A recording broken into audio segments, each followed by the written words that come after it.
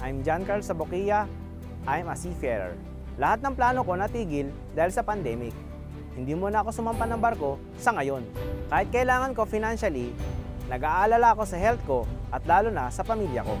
Para may pagkakitaan, nag-focus muna ako sa Korean food business namin ng partner ko. Naging in demand ng Korean dishes and product ngayong pandemic. Kaya nagsimula kami online hanggang sa lumago siya at nagkaroon kami ng physical store. May iba pa akong pinagkakakitaan.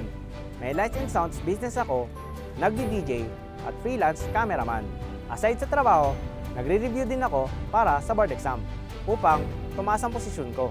Sa barko, mahirap ang trabaho at lagi kang pagod. Kahit ngayong nasa Pilipinas ako, ang dami kong ginagawa para lang may pagkakitaan. Para ma-boost ang immune system ko, I make sure to get enough rest, proper diet, mahilig din ako mag-bike ng malayuan. Nag-take ako ng MX3 capsule para matulungan ang katawan ko. Nirekomenda sa akin ito ng mga kasama ko sa barko. Uminom din ako ng MX3 tea for cleansing. Malaking tulong talaga ang MX3 sa daily activities ko.